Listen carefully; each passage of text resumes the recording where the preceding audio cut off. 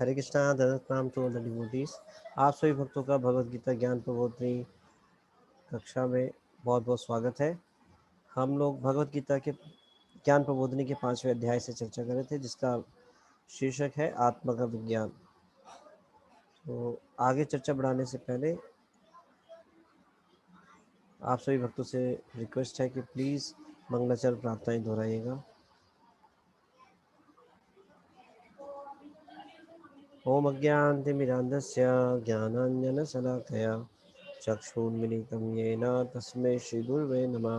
श्रीचैतन्यमनोभीष्टं स्थापितं येन भूतले स्वयं रूपः कदा मह्यं ददाति स्वपदान्तिकं। वन्देऽहं श्रीगुरु श्रीयुतापदकमलं श्रीगुरून् वैष्णवांश्च च श्रीरूपं साग्रजातं सहगण रघुनाथान्वितं तं सजीवम् साद्वैतं सावधूतं परिजनसहितं कृष्णचैतन्यदेवं श्रीराधाकृष्णपादान् सहगणललिता श्रीशाखान्वितांश्च। हे कृष्ण हे कृष्ण करुणा सिंधो दीनबंधो जगतपते गोपेश गोपिकाकांत राधाकांत नमोस्तुते। तप्त कांचन गौरांगी राधे वृंदावनेश्वरी वृषभानुसुते देवी प्रणमामि हरिप्रिये। वाञ्छाकल्पतरुभ्यश्च कृपा सिन्धुभ्येव च पतितानां पावनेभ्यो वैष्णवेभ्यो नमो नमः।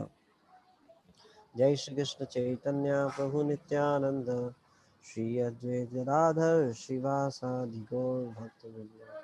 हरे कृष्ण कृष्ण कृष्ण हरे हरे हरे राम राम राम हरे हरे। जगत गुरु श्री प्रभुपाद जी की जय। धन्यवाद। हम लोग भगवद गीता ज्ञान प्रबोधिनी के 5वें अध्याय से चर्चा कर रहे थे। इसका नाम, इस अध्याय का शीर्षक है आत्मा का विज्ञान। तो आत्मा के प्रमाण के लिए हमने कुछ विषयों पर चर्चा की, जिसमें कि साधारण बुद्धि से कैसे समझा जा सकता है आत्मा को, सहज ज्ञान और चेतना, विचार, अनुभव तथा इच्छा के द्वारा आत्मा की उपस्थिति को जाना जा सकता है। और कुछ स्टडी, साइंटिफिक स्टडीज जैसे आसन मृत्यु अनुभव, नियर डेथ एक्सपीरियंस, कुछ ऐसे केसेस को हमने पढ़ा। और फिर चर्चा की हमने पुनर्जन्म की स्मृतियाँ।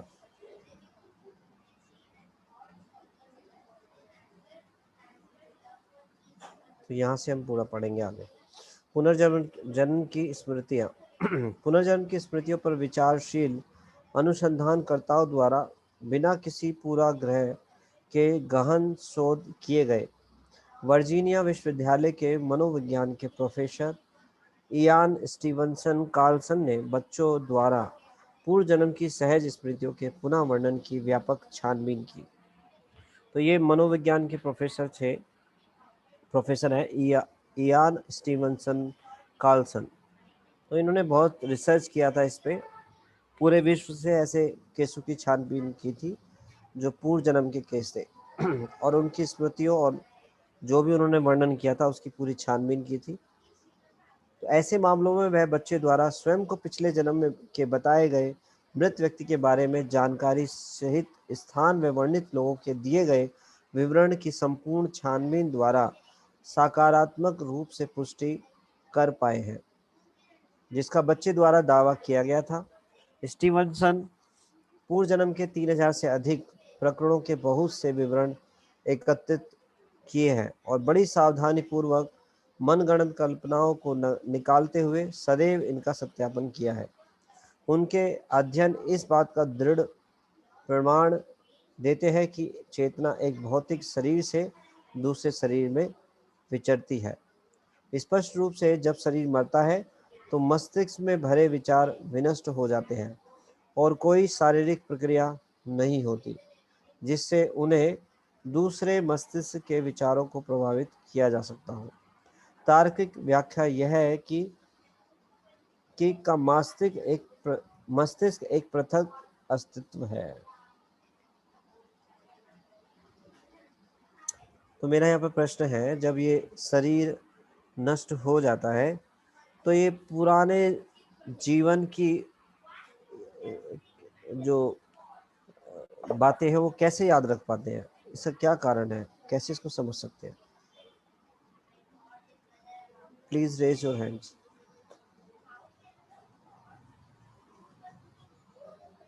मतलब ये शरीर है, शरीर तो नष्ट हो गया, उसको जला दिया जाता है और वो आत्मा जो है दूसरे शरीर को धारण कर लेती है, तो कैसे ये स्मरण रहता है? सोनल माता जी। हरे कृष्णा प्रभु जी, दंडवत प्रणाम। हरे कृष्णा माता जी, दंडवत प्रणाम। प्रभु जी, मुझे ये लगता है कि जैसे मृत शरीर और जीवंत शरीर का जो अंतर है वो चेतना है। तो जी। हमारा शरीर तो चला गया, मतलब खत्म हो गया, लेकिन आत्मा को जब दूसरा शरीर मिलता है तो चेतना तो वहीं रहती है। इसलिए कई बार ये होता है कि पुनर्जन्म के बाद भी पिछले जन्म की बातें याद रह जाती हैं, क्योंकि आत्मा वही है, शाश्वत है, पुरातन है, और शरीर बदल गया। ओके, जी, हरे ठीक है। कृष्णा प्रभु जी, थैंक यू माता जी। दंडवत प्रणाम। दंडवत प्रणाम माता जी। ऋषि प्रभु जी। हरे कृष्णा प्रभु जी, दंडवत प्रणाम। हरे कृष्णा प्रभु जी, दंडवत प्रणाम। प्रभु जी, जैसा कि आपने कहा कि जब मृत्यु हो जाती है और शरीर जलाया जाता है, तो प्रभु जी उस समय क्या है, स्थूल शरीर जो है वो नष्ट होता है, और जबकि सूक्ष्म शरीर जो है वो आत्मा के साथ पूरी जो है वो अगले जन्म के लिए इस तरह से वो साथ जाता है। तो वो जो है हमारी चेतना, प्रभु जी सब चीजें जो है वो बनी रहती हैं शरीर के साथ में जो है। हरे धन्यवाद प्रभु। ठीक है प्रभु जी, thank you Hare so Krishna प्रभु। मच। Yes, thank you. तो हमारा स्थूल शरीर नष्ट हो जाता है, लेकिन जो सूक्ष्म शरीर है, इस आत्मा के ऊपर दो प्रकार के शरीरों का आवरण है, एक सूक्ष्म शरीर और एक स्थूल शरीर। सूक्ष्म शरीर बना है मन बुद्धि अहंकार का, और जो जो स्थूल शरीर है वो पांच तत्वों का बना है, पृथ्वी जल वायु अग्नि आकाश। तो ये जो पंच तत्व का जो शरीर बना हुआ है ये नष्ट हो जाता है, और जो मन बुद्धि अहंकार है ये आत्मा के साथ में जो स्थूल शरीर है ये साथ जाता है दूसरे शरीर में। तो जो जो आत्मा दूसरे शरीर में जाती है तो ये मन बुद्धि अहंकार वही जो है उसके साथ जाते हैं। तो कुछ कुछ केसेस में कुछ स्मृतियां बन नहीं रहती हैं या याद आ जाता है, ऐसा सभी में नहीं होता। ये भगवान ने इस प्रकार से बनाया है कि अगले शरीर में जाने पर सब कुछ भूल जाते हैं, लेकिन कुछ विशेष भगवान की योजना या कुछ एक विशेष कारण से कुछ कुछ जीवात्माओं को पुराने जो है अपने जीवनों का याद रहता है। तो इस प्रकार से ये संभव होता है। ठीक है, थैंक यू।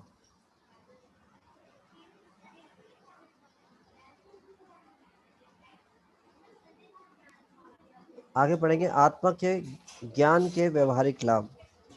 आत्मा के ज्ञान के व्यवहारिक लाभ के बारे में पढ़ेंगे। जैसा कि भगवत गीता में भगवान श्री कृष्ण द्वारा अर्जुन को बताया गया है, आत्मा के ज्ञान व साक्षात्कार के आधुनिक युग में भी निम्नलिखित कई व्यवहारिक लाभ हैं। तो आत्मा के ज्ञान के आधुनिक युग में भी व्यवहारिक लाभ हैं। कौन कौन से हैं? दिव्य गुणों की प्राप्ति और आसुरिक प्रवृत्ति से मुक्ति। तो आत्मा ज्ञान होने से क्या होता है? दिव्य गुण की प्राप्ति होती है आत्मा के ज्ञान होने से, और आसुरी प्रवृत्ति से मुक्ति मिल जाती है। मैं यह भौतिक शरीर नहीं हूँ, मैं शुद्ध आत्मा हूँ। जैसी चेतना के साथ जीवन जीने वाले व्यक्ति को विनम्रता, संतोष, उदारता, सहिष्णुता, मधुरता, संतुलन, सार्वभौमिक प्रेम, ईमानदारी, सद्भावना इत्यादि जैसे दिव्य गुणों को संवर्धित करने की ओर प्रेरित करते हैं। ऐसे गुणों का संवर्धन सदैव स्थिति में शांति और सुख तो लाते ही हैं, और साथ ही साथ मनुष्य को शाश्वत आनंद के जगत के साथ भी जोड़ते हैं। दूसरी ओर शारीरिक चेतना शीलता के साथ जीने वालों में पाए जाने वाले सामान्य गुण स्वार्थपरायणता, असहिष्णुता, क्षण भंगुर सुखों के पीछे भागना, घमंड, मिथ्या अहंकार, क्रोध इत्यादि है, जो मनुष्य को प्रकृति व भगवान के साथ समरसता से दूर ले जाते हैं। तो सबसे पहला फायदा क्या है आत्मा ज्ञान होने का? आत्मा ज्ञान होने का सबसे बड़ा फायदा ये है कि उससे दिव्य गुणों की प्राप्ति होती है और आसुरी प्रवृत्ति से मुक्ति। कैसे? आत्मा ज्ञान होने से आदमी विनम्र हो जाता है, संतोष प्राप्त करता है, उदार हो जाता है, सहिष्णुता उसके अंदर आती है, मधुरता, संतुलन, सार्वभौमिक प्रेम। सार्वभौमिक मतलब प्रेम मतलब सभी से प्रेम करने की भावना, ईमानदारी, सद्भावना इत्यादि जैसे गुणों को संवर्धित करने की ओर प्रेरित करते हैं। तो इसको आप समझा सकते हैं कैसे, किस प्रकार से ऐसा क्यों हो पाता है? क्या चेंज हो जाता है हमारे अंदर जिसके कारण ये गुण आने लगते हैं?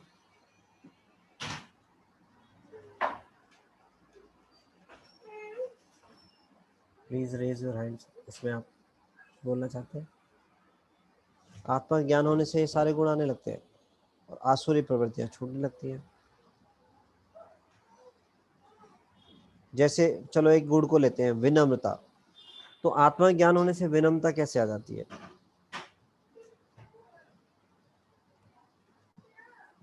आप इसे कोई समझा सकते हैं?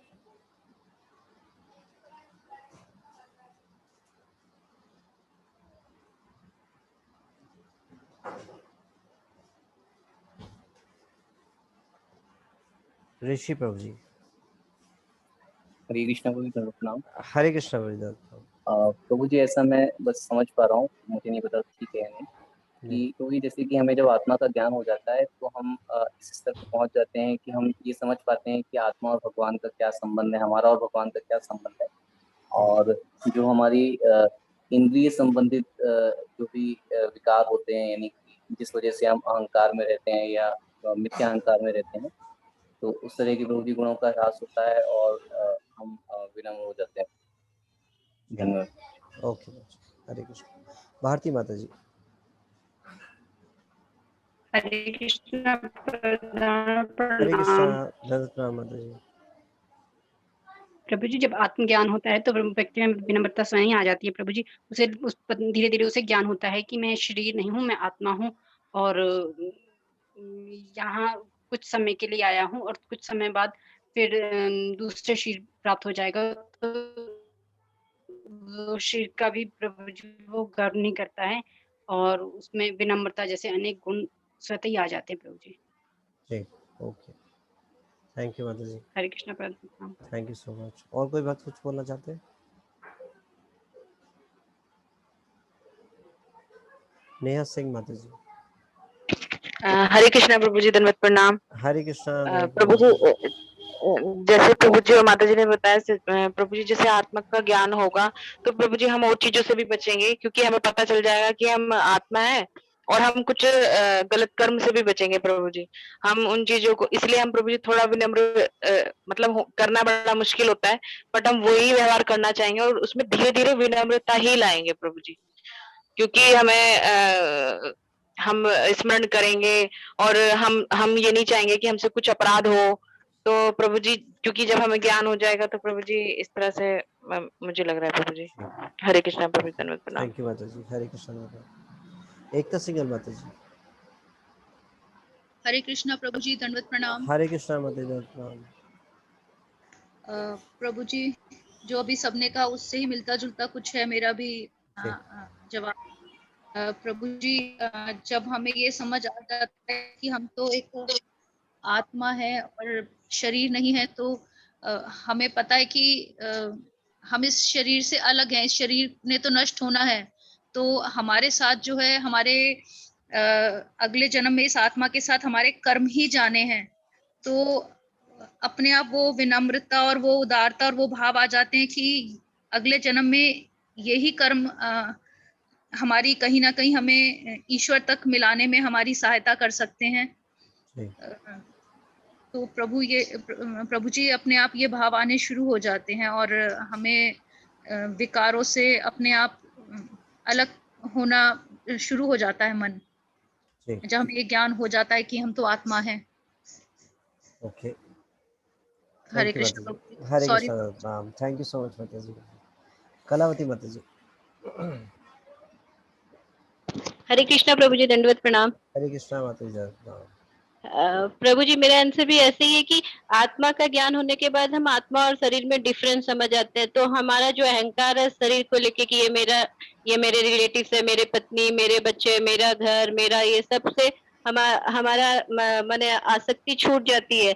और हमें ये बात समझ आ जाती है कि हम सभी के प्रति यहाँ और एक चीज है कि प्रेम भाव इसलिए आता है कि हम समझ जाते हैं कि पता नहीं हमने किस किस जन्म में किस किस जीव के रूप में माने हमारी आत्मा गई होगी किस जीव में, इसीलिए हमें सबके प्रति प्रेम भाव भी आ जाता है और हम विनम्र हो जाते हैं।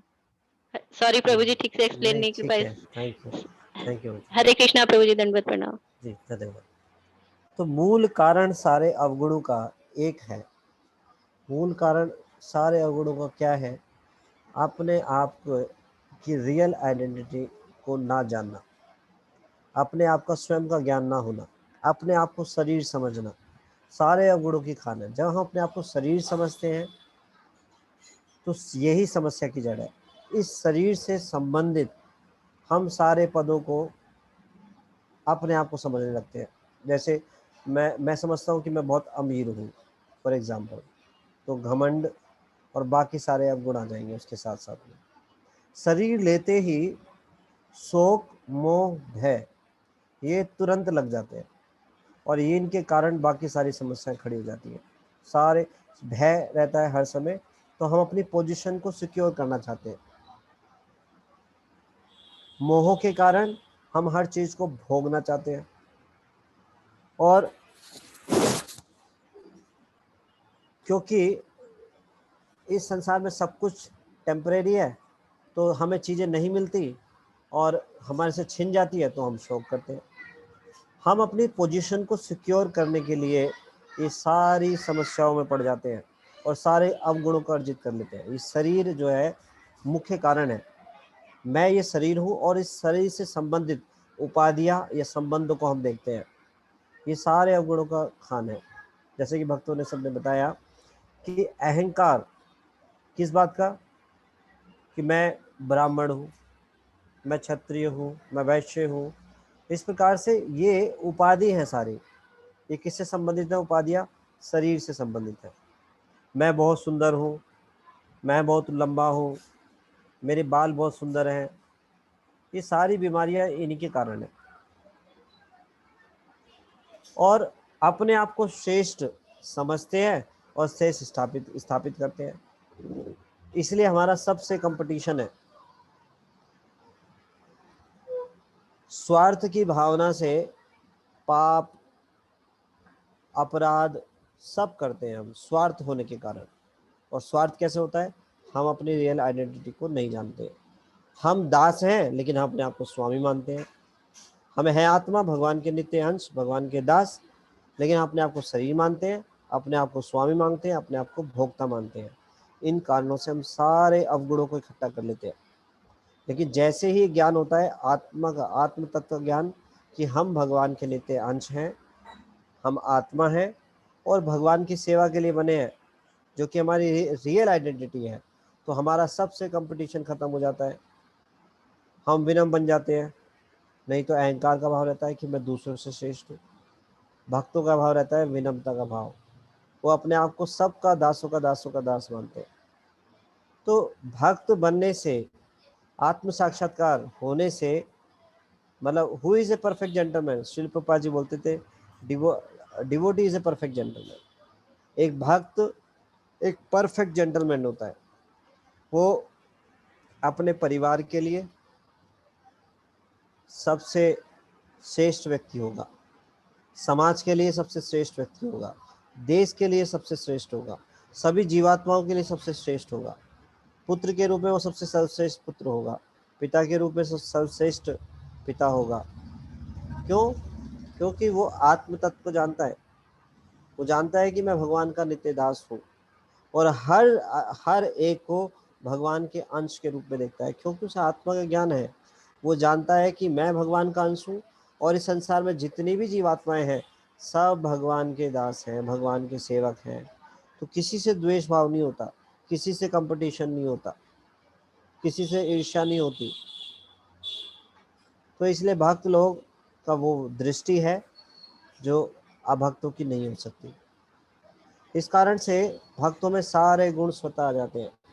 श्रीमद् भागवतम में बताया गया है कि सर्वेर गुणे समासिते सुरा, कि एक भक्त में सारे गुण प्रकट होते हैं, सारे गुण, और एक अभक्त में सारे अवगुण होते हैं।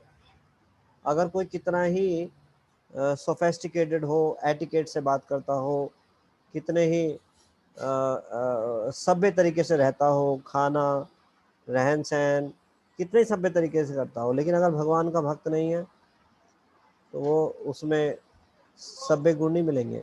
वो गुण जब तक है जब तक उसको मौका नहीं मिलेगा। जैसे ही भोगने का मौका मिलेगा तो जो उसको मित्र समझता है वो उसी का शत्रु हो जाएगा।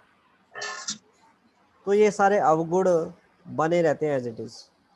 वो कई बार दिखाई नहीं देते, बड़े परफेक्ट जेंटलमैन दिखाई देते हैं, लेकिन भक्त ना होने के कारण अवगुण भरे हुए हैं, इच्छाएं भरी हुई हैं भोगने की। तो जैसे ही मौका मिलेगा भोगेंगे, चाहे मित्र ही क्यों ना हो उसके भी शत्रु बन जाएंगे।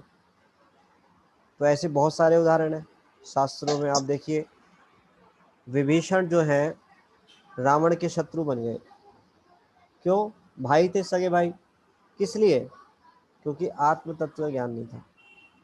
अपने आप को भोक्ता समझ रहे थे, अपने आप को स्वामी समझ रहे थे, तो भाई भी शत्रु लगने लगा। ये प्रॉब्लम है आत्मज्ञान, आत्म तत्व ज्ञान होने। आत्म तत्व ज्ञान का मतलब है ये पूर्ण रूप से जानना कि मैं कृष्ण का दास हूँ और सारे जीवात्माएं भगवान के अंश हैं, वो भी भगवान के दास हैं।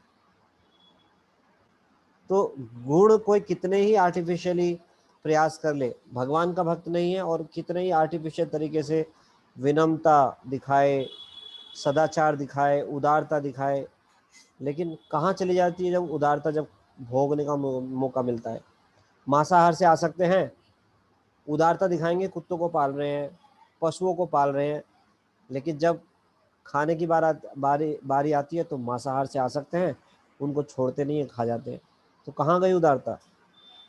क्यों? क्योंकि वो दृष्टि नहीं है, वो विजन नहीं है, क्योंकि अपने आप को शरीर समझते हैं, आत्म तत्व कोई ज्ञान नहीं है। तो कोई कितना ही सभ्य क्यों ना हो, अगर वो भगवान का भक्त नहीं है, उसको आत्म ज्ञान नहीं है, वो किसी प्रकार से ना तो विनम्र हो सकता है, न संतुष्ट हो सकता है, न उदार हो सकता है, न असहिष्णु हो सकता है, मधुर भी नहीं हो सकता। वो मधुर भी बोलेगा तो वो आर्टिफिशियली चल रहा है सब कुछ। जब तक है कि you scratch my scratch, I will scratch, मतलब you scratch my scratch, my back, I will scratch your back. मतलब एक दूसरे की पीठ खुजा रहे हैं अपने मतलब के लिए। ऐसा ही है संसार में। और सार्वभौमिक प्रेम, पूरे संसार को एक कुटुंब के रूप में संसारिक लोग नहीं देख सकते। केवल आत्म तत्व को जो जानता है, जो भगवान का भक्त है, वो केवल उसी प्रकार से वो ही देख सकता है। आपने भी ये बचपन में किताबों में पढ़ा होगा, पहले एक श्लोक आता था कि अयो निज परो वेति लघुगण चेतसाम, उदार चेता नाम ते वसुधैव कुटुंबकम। इस संसार को जो आयो निज, मतलब ये मेरा, ये पराया, इस भाव से देखते हैं, वो बड़े ही सूक्ष्म मेंटेलिटी के लोग हैं, बहुत ही निम्न चेतना वाले लोग हैं। उदार चेता नाम थे, जो उदार चेतना वाला है वो पूरे विश्व को, पूरे संसार को एक परिवार के रूप में देखता है। तो ऐसा कौन देख सकता है? साधारण व्यक्ति नहीं देख सकता। जो आत्म तत्व को जानता हो, जिसको पूर्ण ज्ञान हो आत्मा का। आत्म तत्व का पूर्ण ज्ञान का मतलब है ये जानता हो कि हम भगवान के नित्य दास हैं, और सब इस संसार में भगवान के अंश हैं, भगवान के नित्य दास हैं। वही एक पूरे विश्व को, पूरे संसार को कुटुंब के रूप में देख सकता है, परिवार के रूप में देख सकता है। हमारे सामने प्रत्यक्ष एग्जाम्पल है श्रील प्रभुपाद जी। श्रील प्रभुपाद जी ने पूरे विश्व को एक घर बना दिया। डिवोटी एक कहाँ किसी भी कंट्री का हो, एक दूसरे को देखकर प्रसन्न हो जाते हैं, उनके हृदय में उनके लिए उतना ही प्रेम है। ये कैसे संभव हुआ? आत्मज्ञान के कारण संभव हुआ। आत्म तत्व का जिसको ज्ञान है तभी ये पॉसिबल है। और पूरे विश्व में जगह जगह से, जहाँ से भी लोग हैं, कितने ऐसी कंट्रियों से भी हैं जहाँ पे बड़े से बड़े पाप किए जाते हैं, वहाँ भी ऐसे ही सारे गुणों से संपन्न भक्त निकले हैं। आप देख लीजिए पूरे विश्व में। तो जो ये बिल्कुल सही बात है कि आत्म तत्व के बिना कोई ये गुणों को धारण नहीं कर सकता। केवल भगवान की भक्ति के द्वारा इन आत्म तत्व को जानने के कारण ही इन गुणों को कोई ग्रहण कर सकता है, अदरवाइज ये संभव नहीं है।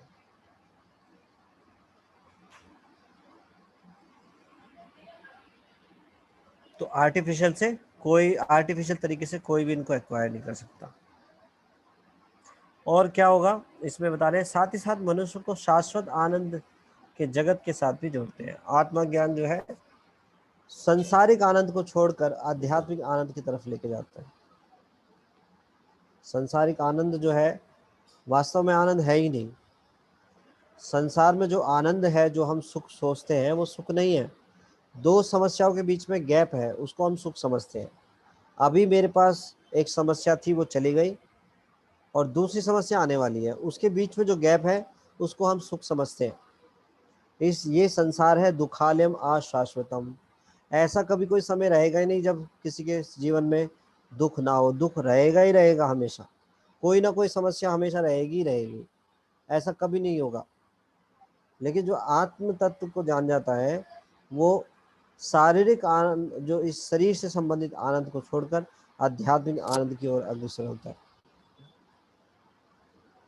तो आगे बढ़ते हैं। जो लोग सोचते हैं कि मृत्यु के समय सब कुछ समाप्त हो जाता है, वे दुर्योधन की भांति बिना दूसरों की चिंता किए स्वार्थता पूर्वक अधिक से अधिक धन संचय में लगे रहते हैं।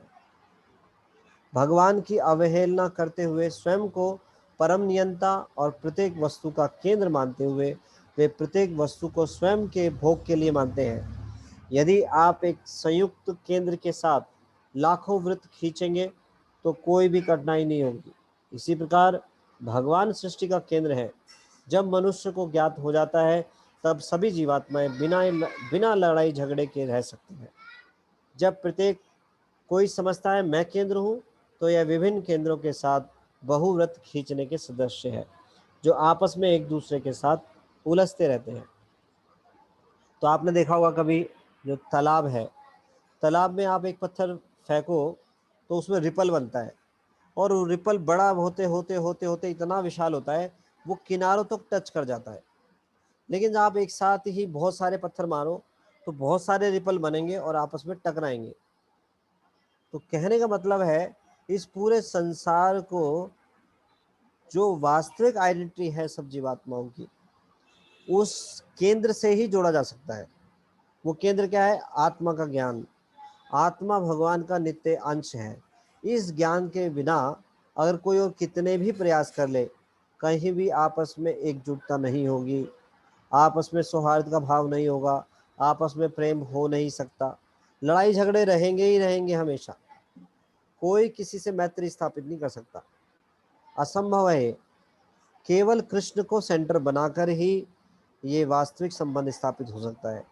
बाकी जितने भी शरीर से संबंधित जो हम रिलेशनशिप बना रहे हैं या ग्रुप बना रहे हैं, ये सब ये टेम्परेरी है, कोई लाभ नहीं है।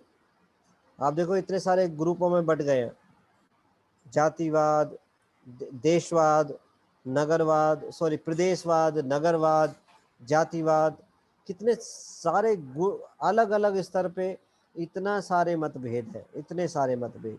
लेकिन वो सारे मतभेद खत्म हो जाते हैं। गोरा काला, अमेरिकन, इंडियन, अमीर गरीब, हाँ, किसी भी प्रकार का कोई भी डिस्क्रिमिनेशन नहीं। आत्म तत्व को जो जान देता है वो वहाँ पर जब कृष्ण को हम सेंटर बना लेते हैं, जो सभी के सेंटर है, तो सारी समस्याएं सुलझ जाती है। सारी प्रॉब्लम का एक ही सॉल्यूशन है, जैसे कि पिछले चैप्टर में पढ़ा था, आध्यात्मिक सॉल्यूशन। इस संसार में झगड़ा हो रहा है, इसका सॉल्यूशन क्या है? आत्म तत्व ज्ञान। ये जानना कि हम कृष्ण के नित्य दास हैं, हम भगवान की सेवा के लिए बने हैं। तो बताइए कहाँ समस्या रहेगी? सारी प्रॉब्लम तो खत्म हो जाएगी। प्रॉब्लम तो इसलिए है कि सब अपने आप को इस्टेब्लिश करना चाहते हैं, अपने आप को स्वामी सब अपना अधिकार चाहते हैं। इस संसार में कंपटीशन है कि सबसे अमीर व्यक्ति में बन जाऊं, सबको कंट्रोल करने वाला व्यक्ति में बन जाऊं। इस कंपटीशन की भावना के कारण, भोग भावना के कारण, कंट्रोलरशिप भावना के कारण इस संसार में समस्याएं हैं। ये समस्याएं सारी खत्म हो जाएंगी अगर कोई ये स्वीकार कर ले, भगवान की सत्ता को स्वीकार कर ले और उनको संतुष्ट करने के लिए उनके आदेशों का पालन करें। तो समस्याएं कहाँ हैं? कोई समस्या नहीं है। आप देखेंगे परिवारों का विच्छेदन कैसे होता है, आप में से कोई बता सकते हैं? परिवारों में जैसे जनरल जितना भी मतलब आसपास के अनुभव से आपने सीखा हो उसको शेयर कर सकते हैं। एक परिवार में जो कि जॉइंट फैमिली चल रही होती है, वो जॉइंट फैमिली कैसे टूट जाती है? आप में से कोई बता सकते हैं? हैंड रेज कर सकते हैं या डायरेक्टली बता भी सकते हैं। किस प्रकार से परिवार का विच्छेदन होता है?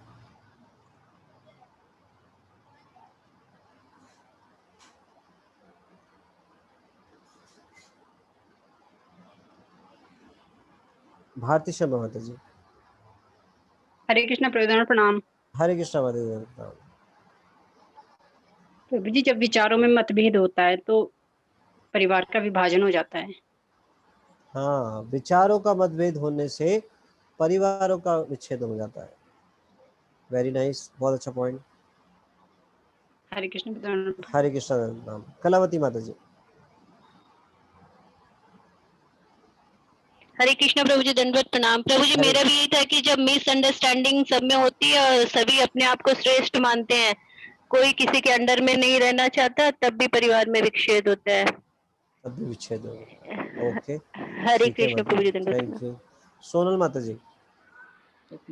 हरे कृष्णा प्रभु जी, दंडवत प्रणाम। हरे कृष्णा माता जी, प्रणाम। प्रभु जी, ये भी है कि कोई बंधन में नहीं रहना चाहता, थोड़ा सा भी अगर बंधन हो तो हर एक को अपनी फ्रीडम चाहिए। और विचारों का मतभेद है प्रभु जी, और टॉलरेंस पावर भी बहुत जी कम हो चुकी है वक्त के साथ साथ। तो सब इसलिए परिवार विच्छेदन होते हैं कि सब अलग से रहने में ज्यादा उसको कंफर्टेबल मानते हैं, कंफर्टेबल जोन उनको लगता है। हरे कृष्णा प्रभु जी। थैंक यू माता जी। आप देखेंगे पहले जॉइंट फैमिली होती थी, संयुक्त परिवार होते थे। एक परिवार में 30-30, 40-40 लोग होते थे।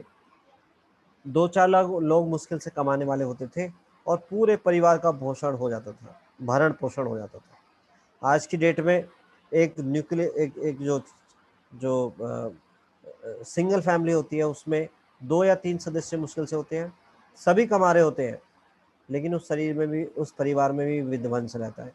ऐसा क्यों? ऐसा इसलिए कि जो पहले जॉइंट फैमिली होती थी उस परिवार में एक मुखिया होता था।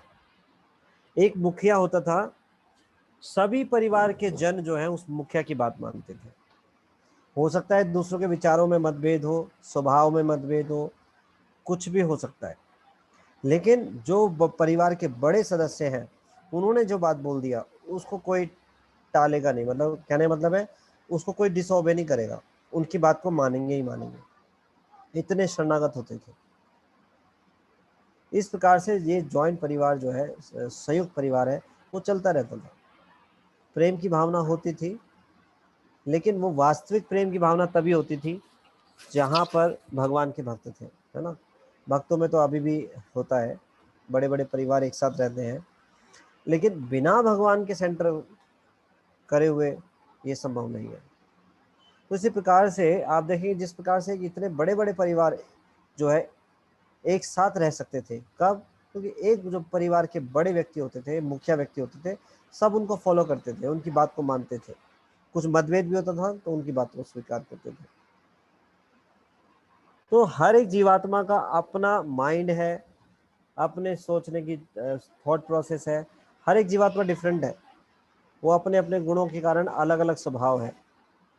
तो बताइए ऐसे में कैसे एकजुटता हो सकती है? असंभव है। क्यों? क्योंकि सब शरीर के स्तर पर सोच रहे हैं, सब अपने आप को स्वामी बनने का प्रयास कर रहे हैं। एकल परिवार टूटता ही इसलिए कि सब अपने, कोई किसी की कंट्रोलरशिप नहीं चाहता, सब स्वामी बनना चाहते हैं, सब चाहते हैं कंट्रोल करना। इसीलिए जो है ये सब संयुक्त परिवार वाला कॉन्सेप्ट ही खत्म हो गया है, सब कंट्रोलिंग करना चाहते हैं। तो यही ऐसे ही पूरे विश्व में हर एक जीवात्मा, जो भी जीवात्मा है वो कंट्रोल ही करना चाहता है दूसरों को, भोगना चाहता है दूसरों को। यही समस्या का मूल जड़ है। क्यों? क्योंकि हम अपने आप को भोक्ता मानते हैं, अपने आप को शरीर मानते हैं, शरीर मानते हैं, भोक्ता मानते हैं। इसका मतलब यही है। लेकिन हम भगवान के नित्य दास हैं। जब भगवान को केंद्र बना देंगे अपने जीवन का, तो सारी समस्याओं का सॉल्यूशन हो जाएगा। ये हमारे सामने प्रत्यक्ष एग्जाम्पल है, पूरे विश्व में श्रील प्रभुपाद जी ने करके दिखाया। अलग अलग समाज के बैकग्राउंड से, अलग अलग देश से, अलग अलग स्वभाव के व्यक्ति एक साथ आकर भगवान का नाम का कीर्तन कर रहे हैं। हाँ, भगवान के गुणों गुणगान कर रहे हैं, सब एक साथ सेवा कर रहे हैं। ये कैसे संभव हो पाया? ये केवल इस आत्म तत्व के ज्ञान के कारण हो पाया, अदरवाइज ये संभव नहीं है। तो जिस प्रकार से एक तालाब में बहुत सारे पत्थर डालते हैं तो रिपल आपस में टकराते हैं, उसी प्रकार से सब अपने अपनी बातों को मनवाना चाहते हैं, सब खुद कंट्रोलिंग करना चाहते हैं। इसलिए सारी समस्याएं हैं, और ये समस्या कभी ख़त्म नहीं होंगी जब तक हम भगवान को अपने जीवन का केंद्र नहीं बनाएंगे। कब बनाएंगे? पहले अपने आप को जान लेंगे। हम अपने आप को शरीर मानते हैं, अपने आप को स्वामी मानते हैं, अपने आप को कंट्रोलर मानते हैं। ये सबसे बड़ी प्रॉब्लम है। तो जब हम ये जान जाएंगे कि हम ये शरीर नहीं, हम आत्मा हैं, भगवान के नित्य दास हैं, और भगवान के द्वारा कंट्रोल्ड है, और भगवान की सेवा के लिए निमित्त है, तो फिर ये भावना जो है, सारी भावनाएं, द्वेष, अहंकार, मद मत्सर, ये सारे प्रकार के जो अवगुण हैं सब चले जाएंगे, और भगवान की सेवा में एक साथ मिलकर एकजुटता से सौहार्द भाव में करेंगे। तो आज जो है इस चर्चा को यहीं पे विराम देते हैं, और आगे की चर्चा हम कल करेंगे। आज की चर्चा से कोई प्रश्न है तो पूछ सकते हैं। आज की चर्चा से किसी को कोई प्रश्न है?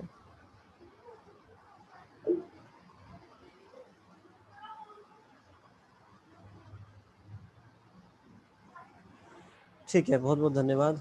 तो आज यहीं पे हम विराम देते हैं। कल हम पढ़ेंगे दिव्य गुणों की प्राप्ति और आसुरी प्रवृत्ति से मुक्ति, ये हमने पढ़ लिया। इसके बाद क्या होगा? आत्मज्ञान से शोक, भय तथा माया से मुक्ति मिल जाएगी। यहाँ से हम कल पढ़ेंगे। श्रीमद् भगवद गीता की जय। जगत गुरु श्रील प्रभुपाद जी की जय।